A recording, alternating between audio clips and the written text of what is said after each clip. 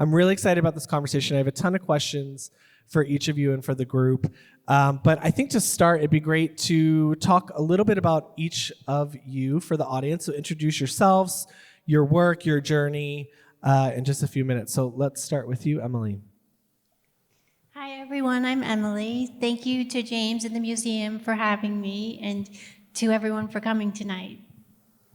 I was born with a heart condition. I had a heart attack at 7 weeks old, and after that, everything changed, of course. I had my first open heart surgery at age 6, and I lived a life full of restrictions. I took daily medication, and I always had trouble on stairs and hills. But I did the best I could and made a stable life and overcame hardships as they came along. At 35, I had to have another open heart surgery, and everything changed after that. There's a famous short story called The Curious Case of Benjamin Button. He's born an old man and ages in reverse, becoming more and more able to do things every day. After my surgery, I felt like him because I could do things I could have never done before. I went from someone who could barely run a few yards to being able to run in a 5K race 8 months after surgery. And this is a picture of me after that race. I still run in that race, and I just completed my 8th in April. And it was very exciting because I'd been through some difficult health challenges this year, so it was even more meaningful than the usual years. And now, if you think all that's a lot with the heart condition, I also have an eye condition that I was diagnosed with in 2010 that causes glaucoma. In many ways, an eye condition is harder than my heart because I can feel when my heart beats incorrectly and I know something's wrong, and it doesn't usually hurt. But with an eye, it can feel nothing and be very unwell, or it can hurt immensely. But having two conditions can be hard, but I make the most of it and do what I can when I can.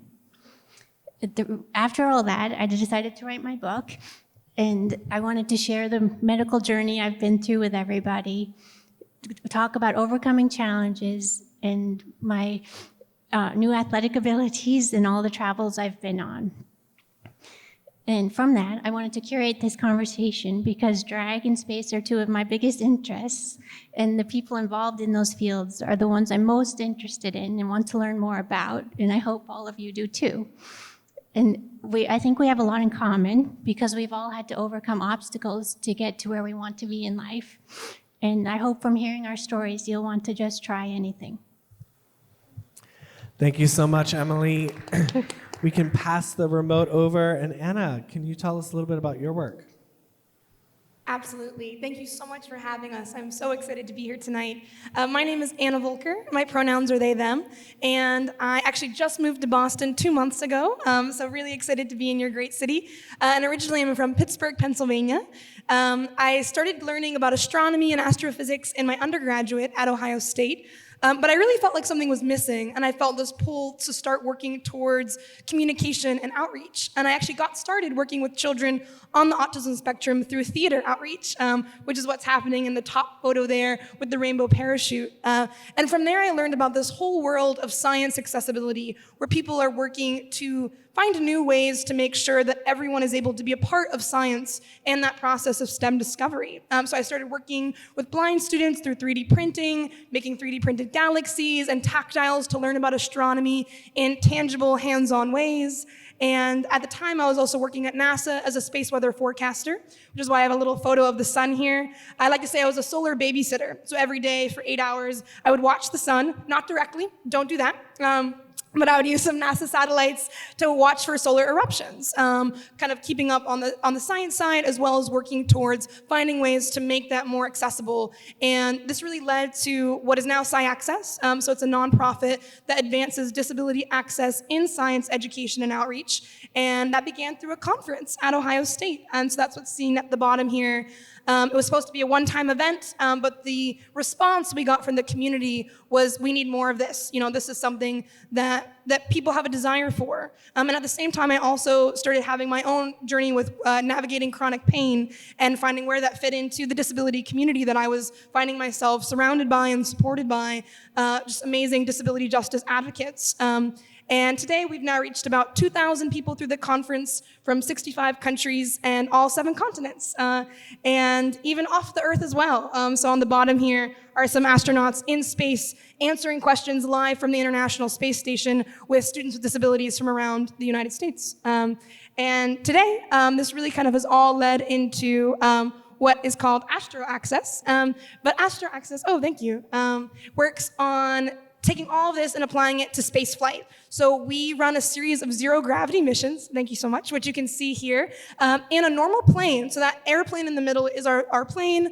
This is our crew. We've flown it with about 25 disability advocates, researching how to make space accessible and actually changing space architecture and working with space companies to change who gets to go to space, the definition of an astronaut, and how we can design with accessibility in mind from the start. And so that's what we're investigating. And you can see me stuck to the ceiling in the one photo, because you get about 30 seconds of weightlessness. And then you repeat that anywhere from 15 to 30 times. And so we work with this team to look at how to make space accessible for people on our planet and beyond it. Thank you. Very, very cool. Let's have a hand for Anna. We're such fans of your work and Astro Access and Sci Access here at the museum, so thank you for being here. Welcome to Boston. Thank you so much. We're so excited to have you here. And Candace, my friend, can you give us a little introduction of yourself and your work? Yes, of course. Hi, everyone. My name is Candace Nguyen. I use she, her for pronouns. I am a Vietnamese trans woman who grew up in Dorchester. A little bit about how my family got here. My dad fought in the Vietnam War with American soldiers, and after we lost that war, all the soldiers that fought with Americans, they were put into a re-education camp. And my dad was there for about 7 to 8 years. And for the soldiers who served that amount of time, there was this operation that allowed folks to come to the US with their families. And they chose Boston because of the schools and all that stuff. I'm the first of my family to be born in the US. And so as someone who grows up with both queer and Asian identities, it was not very easy, especially for folks who comes from immigrant and refugee families. There's this unset debt that we owe to our families for coming over here to give us a better life. And for trans people, for queer people, the idea of coming out is just not a one-time thing. You just don't come out once. You constantly have to share your identities in different rooms that you are in. And so it becomes a series of doors we never stop opening.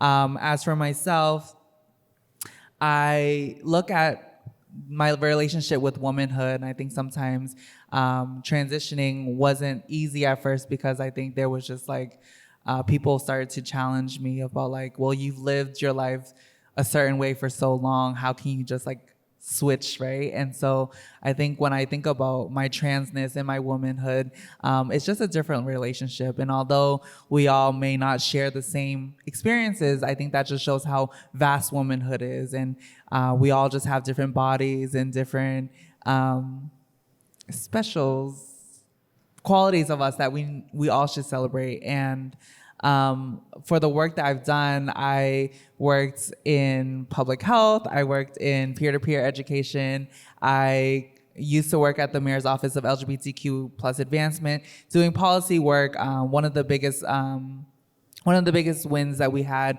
was we were able to drop gender requirements for people who were looking to get married. A little bit more, I'll talk later about the work, but I also am currently working in environment at City Hall, and most people know me as my drag persona, Candace Persuasion, and I was able to get Beyonce to say trans is beautiful. I think that's one of my highlights that I've done with my drag career, but yeah. And that clip is online.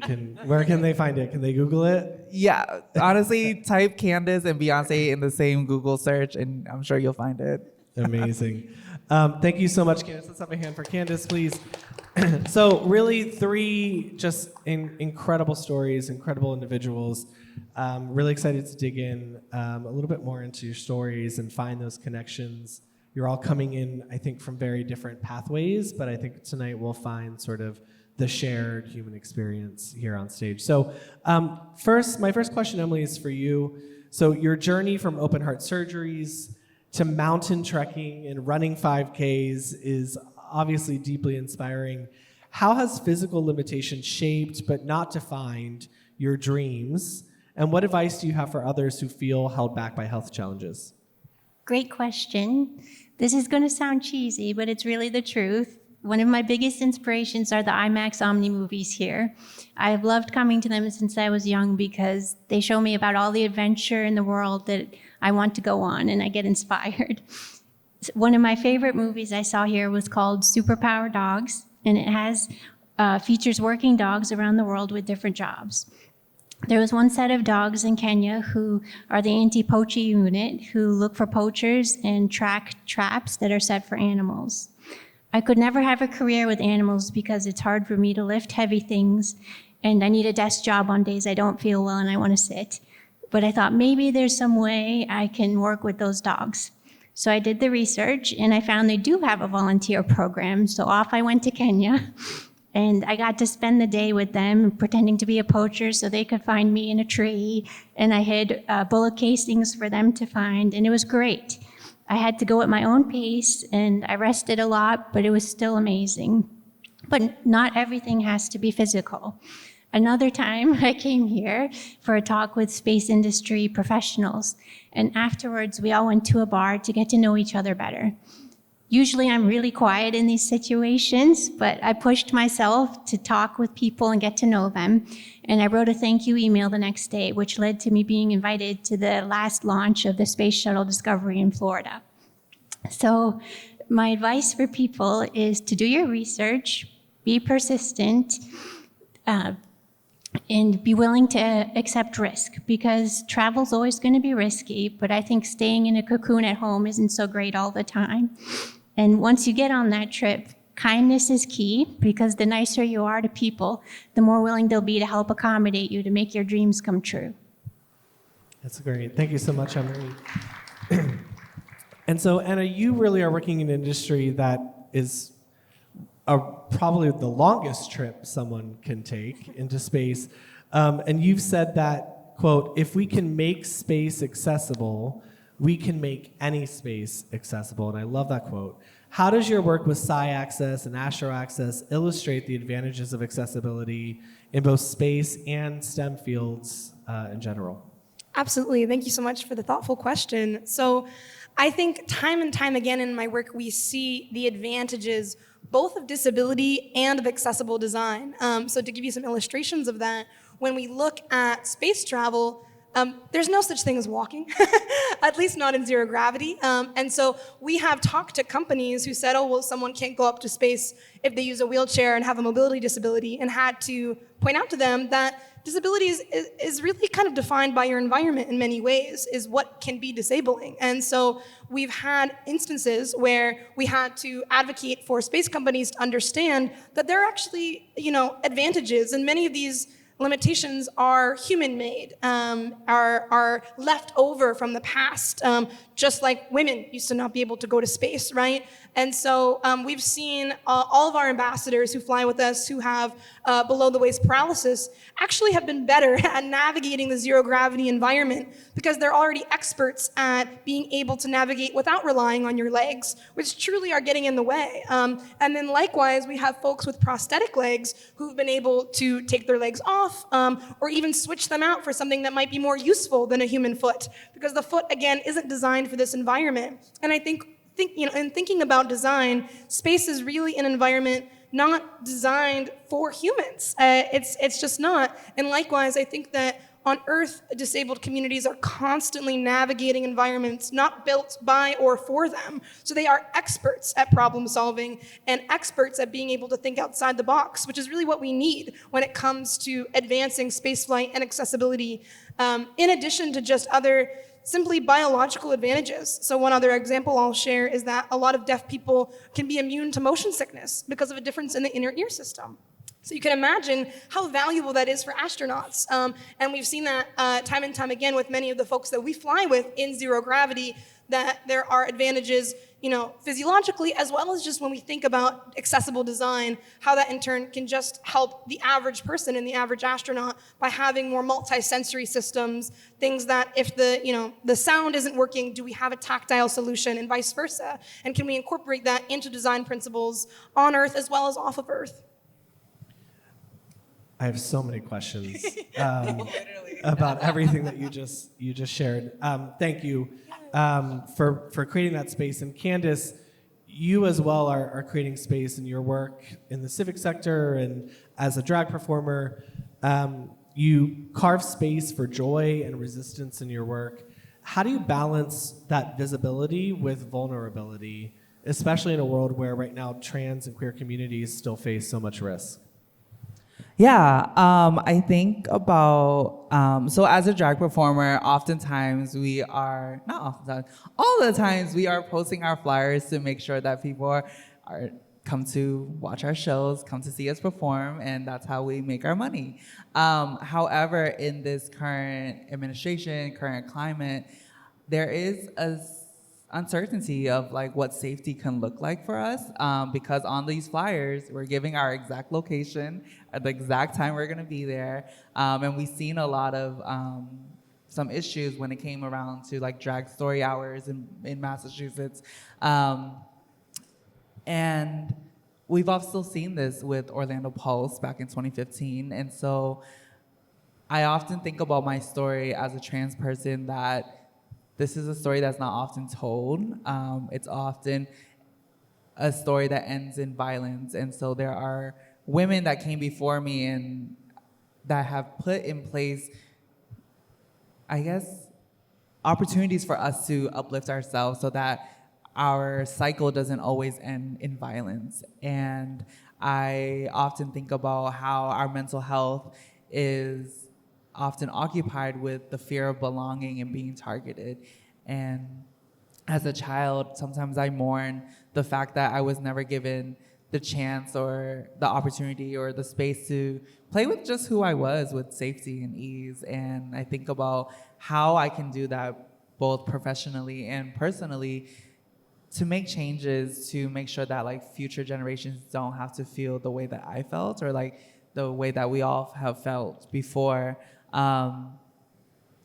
But with the recent election, we are seeing the truth of a nation that continues to build its foundation around hate. And as queer people, as trans people, we just shine our light in different ways. And we continue to shine our light because being queer is subversive, being trans it challenges the status quo.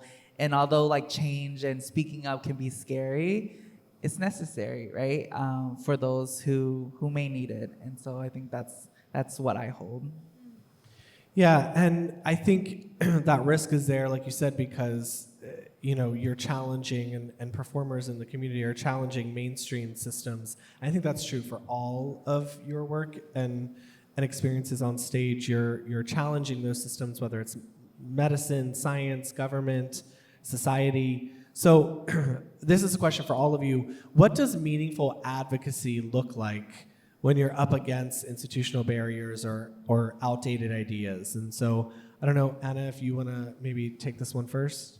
Yeah, happy to. I mean, I think that it's a complicated question that depends on a lot of factors, but the first thing that I think about is making sure that whoever, like the communities that you are looking to advocate for, are not only involved, but are leading the way and integrated at every level of that work. So I think that's something really important. And oftentimes we see, in some of the disability orgs, there might not be enough leadership that way that has that representation, or they're not, creating that space. And so when we advocate with space companies, what I'm trying to do oftentimes is build a bridge between disability justice leaders and space industry leaders and say, let's be in communication with each other, because you are designing for humans, but you have sometimes forgotten about 27% of them who have some type of disability, right? And so that's not okay. So how can we make sure that we are, creating that bridge and, making new opportunities for folks to consider perspectives that are different than their own.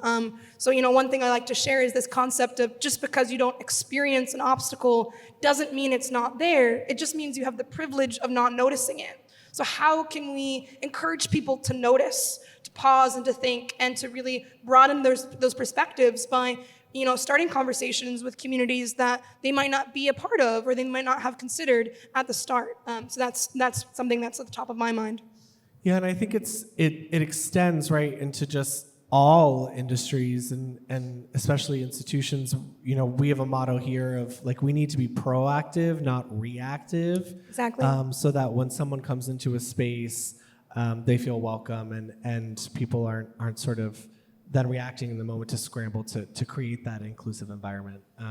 So that's great. Candace, anything you want to add to that question or? I think you Great. So I want to talk about, obviously, I think discrimination, any barriers in general can erode our confidence as humans.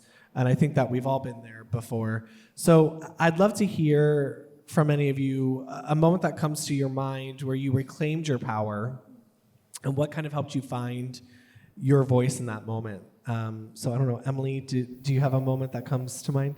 Sure. Mine's more about finding my voice. Great. All of my life, I always had to ask if I wanted to participate in something, and my abilities were always underestimated. And I accepted that. I didn't push back. I did what I was told. But after the surgery, I felt so much better that I decided for the first time in my life I was going to do something without asking for permission. And I told my doctors rather than ask that I wanted to leave my job in Boston and move to Alaska. And I did it, and I lived in Denali National Park for 5 months without problem. And I think it's really important that I felt empowered, and for once I made the choice for myself and I seized the opportunity. That sounds like another book. It's in the book. Yeah. But like to hear about like 5 months of living in Alaska is pretty incredible. Candace, any examples that come to your mind? Yeah, I often think about like opportunities like this, where I get to sit on a panel with amazing people. I think that like in my life, imposter syndrome has always been a factor that has lived with me. I think just because of like the different identities that I had held. I've done so much work in the community, but I have never either had a director's role or like a senior role. And so sometimes I think when people do things, they get awarded. And sometimes I feel like when I've done so much work equally to these people and you never get awarded, you're like, dang, like, am I not doing enough to be recognized? But sometimes I had to remind myself that like, you do the work because you love it. You do it because like it makes you feel good, and not because you're trying to just get like an award that like the next person will get next year, right? And I think about the connections I've maintained throughout my years, especially with you, James. Like immediately you reached out and you were like, oh, like Candace, would you do this? And I think about like stuff like that makes me feel like the stuff that I am doing is very important. And so that is just a reminder for myself and for everyone. I think we were all downstairs like, are we nervous? I think we were just like bouncing answers off each other. But I think just reminding myself that like as people who hold different marginalized identities, that like we belong in rooms and we belong in places and you all showed up for us. And so I think that's just like really good reminders for ourselves. Yeah, that's anything to add, Anna? Oh, if I can jump in, I was just going to say, I love what you just said about like kind of intentionally taking up more space. I think is really powerful. And you made me think of actually a kind of a story where once I was asked to be on a panel for this really large space conference, and the coach told me to stop saying my pronouns. And he said that it was inappropriate to include that in my introduction, and that didn't sit well with me. And so I ended up finding the other panelists and the woman who was moderating, and we all agreed to do that and to like all introduce ourselves that way while the coach sat in the audience and watched. And it was just a nice, small moment, but it, back to the question of reclaiming and kind of, making a decision to take up the space you're wanting to take up. Yeah, and also shaping a better, more inclusive future for future generations. And I think that's a great segue. And I want to think about the role that inclusive innovation plays, especially in the world of science. Your projects really push the boundaries of what's possible, literally people going into space. So what role does inclusive innovation play in shaping not only who belongs in science, but what science becomes in the future and what our industry becomes in the future? Yeah, I'll start that off. I love this question because I think that people don't often recognize that it's not just about including people for the sake of inclusion, which is so critical in its own right, but it's also about the fact that when we open the doors to who gets to take part, we're enriching our science, we're enriching innovation, we're welcoming in new perspectives and new ideas. And I think that has a profound impact on people at an early age. And so an example I'll share of this is we were working on this science outreach event with a school of blind students in Cape Town. And we had some of the 3D prints that I showed on the photos, some different kind of tactile tools that were higher tech. But the thing that stood out to these kids the most was this scale model of the solar system that I had made with a basketball as Jupiter, a soccer ball as Saturn, some oranges from the grocery market, and their school merry-go-round was the sun. And I remember taking this tiny speck of Play-Doh that was Pluto and placing it in each student's hands, and they literally started screaming. They started laughing and just were completely awestruck. And I realized that it was because this was the first time that the scale of where we are in the universe was presented in a way that was accessible, was tangible, and it was so exciting to me to see that, and to also be able to talk to these students about how in astronomy, 95% of the universe is invisible. No one is seeing it. So we need people who are experts at finding ways to investigate and navigate science and the universe, and to instill this idea that those diverse perspectives are critical to innovation and enrich the science that we do. That's great, thank you. Still have a bunch more questions, but this is a reminder for you all. We want you to be a part of this conversation, so you can submit a question by pulling out your smartphone, scan the QR code that's right there, or go to slido.com and enter the code. Don't waste a second, all one word, no apostrophe and don't. We're breaking the grammar rules tonight. But they want to hear from you. They want to answer some of your questions as well. Emily, I'm going to jump to you. You talk about not wasting a single second. In a world where people are often told to play it safe, how do you challenge yourself to choose adventure, like moving to Alaska? And how can others do the same in their own lives? Playing it safe, everything bad can still happen. So when I've been asked in the past, why don't you just give up with all the problems you face? I think the answer is clear to me. I know what it's like to have days when I don't have a choice and I can't do anything because I don't feel well. And the days that I do have a choice, I want to do everything that I can. Health is not a guarantee. What I have today might be gone tomorrow. None of my conditions can be cured, only managed. So you really should not waste a second and get out there while you still can. Great, I love that. Candace, so your work, you've talked a little bit about this, has transformed policy and culture in our city, from changing marriage certificate processes to creating affirming drag spaces. How do you define what progress looks like in your advocacy? I think how I would define progress is definitely making sure that we can live safely and joyfully, coexistingly, without the expense of another. I talked a little bit about the fear of what visibility brings, but there is also there's so much power as well, right? That comes with being visible. And I think about oftentimes, what do we want to share with the world, and what do we want to leave behind, and what do we want people to remember us by? For progress, it's not necessarily for me just changing a process or hosting a drag show or anything like that, but it's the ability that we were all able to live fully without fear, and more of us doing that. One thing that happened when the election results came out, If you all can just picture like those glass timers and it like flipped all of a sudden and all the sand is like starting to run. So many trans and non-binary folks were worried about legal name changes and what does that look like for them.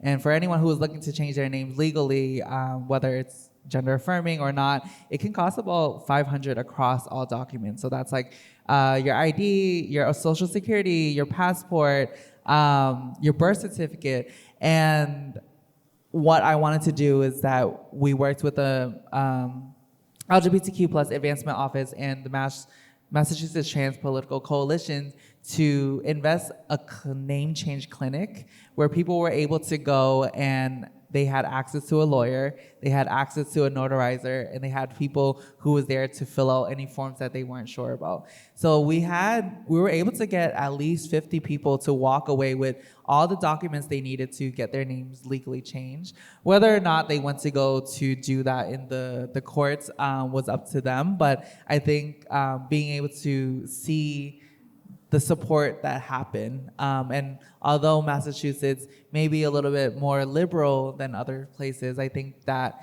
moment of running out of time felt so real for all of us. And I think we all just went through it together, but we had somewhere to go, whether instead of like, what do I do next? We were just like, let's just go here all together, right? And I think about progress is making sure that like we all can just be. Yeah.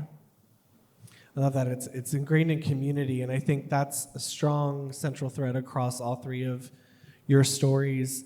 So I'm hoping some of you, the three of you, don't mind sharing maybe who's lifted you up along the way. Emily, I know you have an incredible support system here in the audience tonight. But yeah, who has lifted you up along the way? And how can we all be better allies to those facing discrimination or marginalization?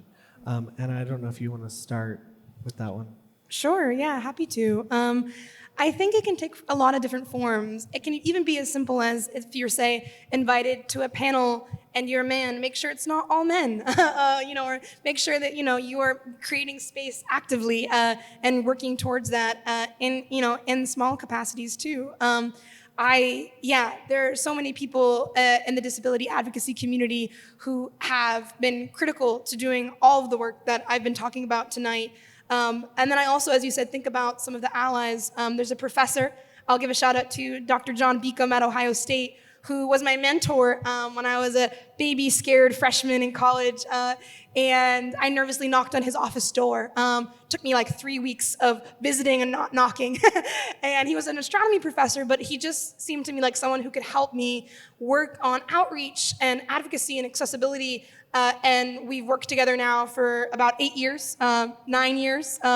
And he has just constantly gone outside of the definition of his job to create spaces and use the position he is in life to help raise others up with him. And I just have always been inspired by that and think that there's so much people can do to actively work on, raising others up alongside them. That's wonderful. And Candace, anyone that comes to your mind who has lifted you up along the way, and how can we all be better allies and advocates? Yeah, so the person that comes up, because I enjoy sharing this story often, but Chastity Bowick is a Black trans woman who comes from Rochester, New York, came to Worcester, created like her own clinic, and we was able to lead the Trans Emergency Fund. And a little bit of highlights for them: they created their first they're the first transitional housing that happened in Boston, and I don't want to say across the world because I don't have that fact. But one thing that Chastity did for us was that she planned a trans retreat, and we were able to go to Maine back in like 2020. We went to Maine, all of us, and we did a bunch of workshops, but we were also just like there for a vacation. And there have been many of us, including myself, has never been able to stay in a huge house like that before, and we were all just there together.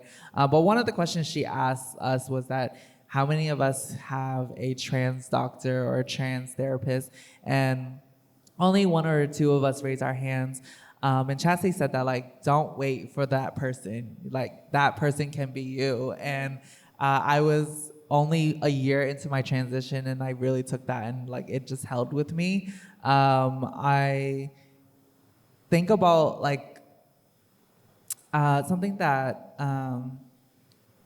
has been said tonight was that when you are working with communities that have different identities, making sure that those people from those communities are leading the way.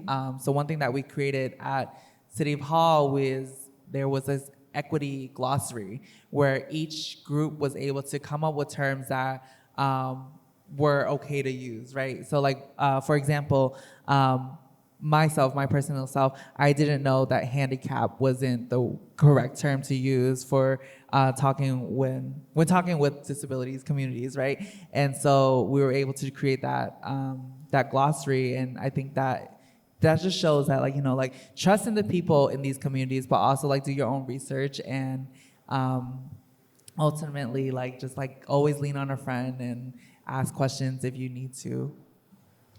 Yeah, and that sort of co-creation is so important too. It's something we do often here to make sure that the content that we're creating is resonating with all communities, or sometimes with a specific community that the work is sort of being created for. And it's important to build that together with individuals like the three of you. So we're going to jump to some audience questions because they're coming in now. They're still a little shy, but we're going to jump to the couple that are coming in. But I want to end with one question, and I want to start with you, Emily. What is one dream that you're currently holding on to? What does it look like to turn that dream into a reality for yourself, but in general for others too? So what's a dream that you have for yourself? I'd love to go to space and feel what reentry and liftoff feel like, and I know you're making that possible. So. Amazing. How about you, Anna? Yeah, well, to piggyback off of that, I think my dream is, really to create those pathways for people to go to space, and to make sure that we're looking at systemic change that we can be doing within the industry, so that we are really doing something that's not, one person or two people, but long term, and changing some definitions of what it takes to be an astronaut and why, and who made that definition, and did they talk to anyone from the communities they said can't do it, And so I think there's a lot of misconceptions and assumptions baked into some of this, and so my dream is to really work with the community to peel that away, and to find ways to actively break down those barriers so they can be changed for the long term. That's wonderful. And Candace? Yeah, one of my dreams is, so just a little bit of background, like, I work 9 to 5, Monday through Friday, and then Thursday through Sunday, I do, like, my shows, so sometimes I don't get a day off, and so a short-term dream is a day off, but I often think about my nephew, specifically, because he was our first, like, grandchild of the family. He is currently trans, and I think it was just hard because I think what I went through as a child, there are limitations because I'm not his direct parent, that I have a place to say in certain things. But one day he was watching RuPaul's Drag Race with his mom, and Drag Race featured their first trans man on the show, and he was confused, and he was like, wait, I thought this was only, like, for like gay people or like trans people or like trans feminine people. And he asked, like, can trans masculine people do drag? And I think, like, with his mom just said, like, yeah, like, drag is just like an exaggeration of gender expression. He immediately asked, he was like, does that mean I can go on Drag Race with Auntie Candy one day? And I think that's like a long-term dream, maybe. But yeah.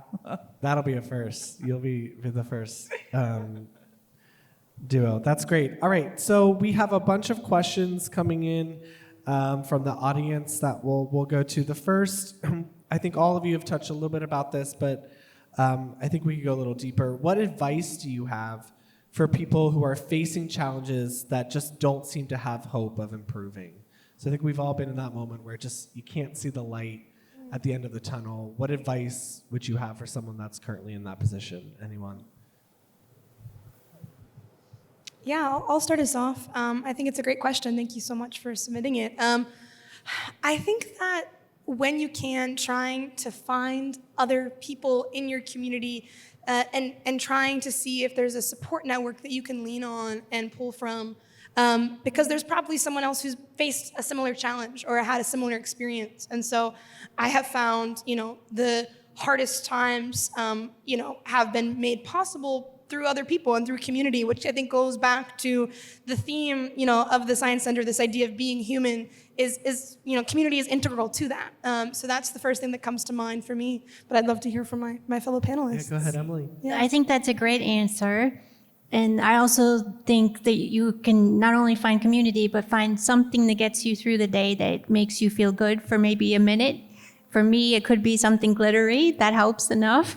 And then I have the rest of the day to be sad or whatever I need to be that day, but I have that one sparkly moment. Wordle. That's stressful. Candace, Yeah, anything? I definitely agree. I think just like finding the small bit of joy, like whether it's your favorite snack and you can eat it without feeling guilty, or just like watching another show or a comfort show. I think just being able to pull yourself out of what you're feeling and love on yourself first, and then see a friend and see family, see community. But yeah. And just to add to that, a friend shared this with me once, that sometimes it's hard to remember, what is that thing I love to do? Like, I can't remember in the moment. Write them down. Make a document. Call it whatever you want, wellness plan, whatever. And it can just be a list that reminds you of these are things that I love to do and bring me joy, because sometimes in the moment, it can be difficult to remember. For me, it's juggling. I love to juggle. And so, yeah, write down, what shows you like, what brings you joy, so that you can just be easily reminded from your past self. That's great. And this question kind of is an extension to that, just based on how the three of you answered. But I love it. Juggling, it sounds like, is Anna, how one of the things that you'll answer to this. But, each of you are demonstrating every single day so much courage and dedication. And this person is wondering, how do you keep your own battery charged? Particularly during times of significant challenges, such as sort of the current political environment of the country. So juggling, any other specific sort of ways that you make sure that you give yourself that rest, or sort of put yourself first to keep that battery charged for others? I try to go on a run. I can't go every day, but every other day is good enough. And that's my time for me. I don't answer the phone or look at it. And I listen to all the songs I like, and I sing out loud because I don't care what people think. Amazing. Amazing. I'm a big foodie, so just like Uber Eats or like just going to get food with a friend or sharing meals with anybody. And I think just more generally, maybe extending to yourself the grace you extend to others, which I think is really hard to remember, but giving yourself that space, just as you would if you were talking to a friend, you'd probably treat much more kindly, right? So that's something I always try to remember.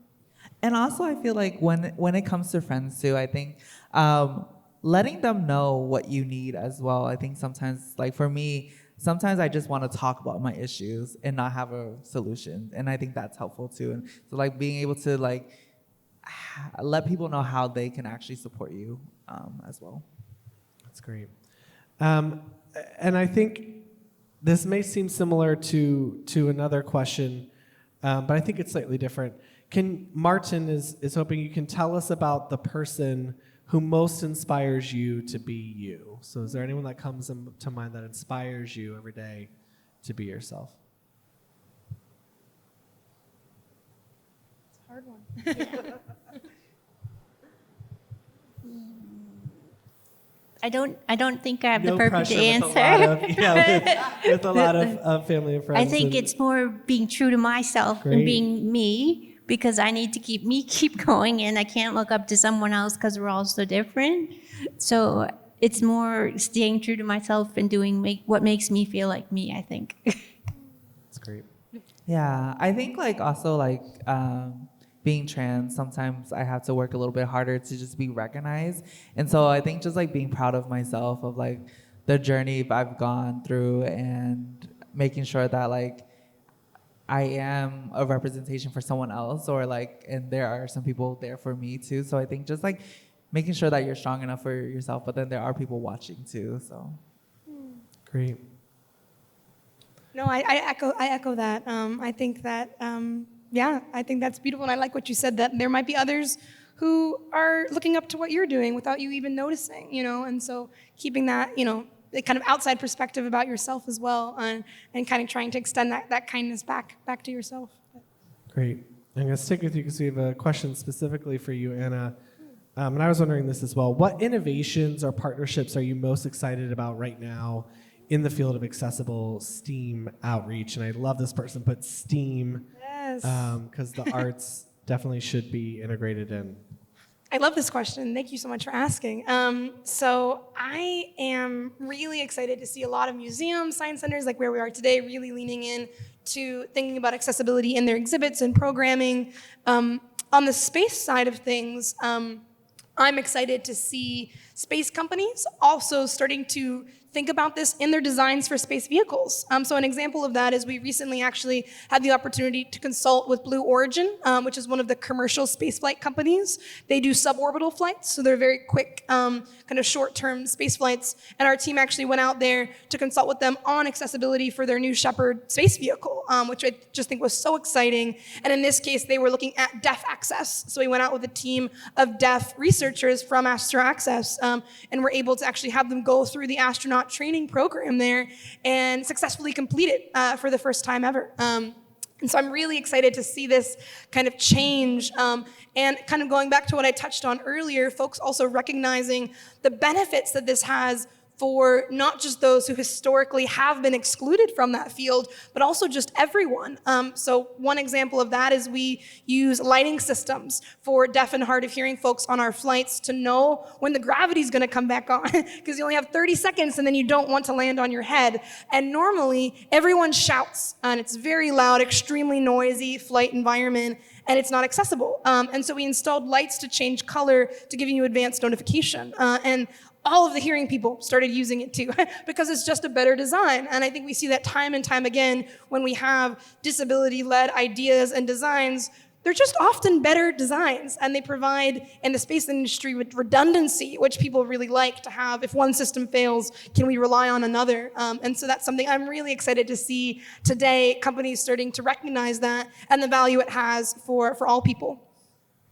That's great. And Emily, I'm going to end the audience Q&A with a question that came in for you. Your story blends survival with adventure. How do you decide what risks are worth taking when you've already lived through so much? That's a good question. I'd say this is maybe not going to sound right, but I'm not so scared to have surgery again. I'm more scared of something like bees. So it's prioritizing your willingness to take a risk. And I would like to go to space, but I fully recognize I probably won't come back. I might not live through reentry, but that's fine. I want to go. It's worth it to me because I think all that stuff is worth living through. And hardship makes you stronger, right? So you got to be brave and try. Thank you so much. Thank you for those wonderful questions. So before we leave, I lied. I have one more question for each of you. Like I said, tonight is a part of our year-long spotlight on being human here at the museum, and we're asking all of our special guests the same question. So I'd love to end hearing from each of you on what does it mean to be human to you? And Candace, we'll start with you. What does it mean to be human? I think that we lead complex lives, and so being human to me is just about learning, and it's about learning about yourself, learning about the world, learning about the people around you, and then applying those lessons. And how do you continue your life in your whole being? That's wonderful. Anna?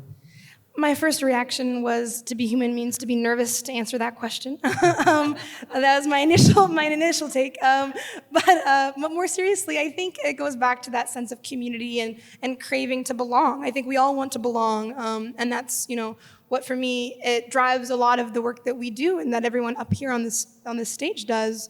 And then also I think to be curious, to want to learn, like Candace said, and to want to explore outside, like what Emily has done. So I think that is really a strong connection between all humans. And Emily? Great answers. I think it's all those things, being connected to other people, the world around you, and something bigger than yourself. That's great. Let's have a hand, please, for our 3 panelists. Thank you so much for sharing and sort of sharing your insights, being vulnerable on stage. That, to me, is what it means to be human.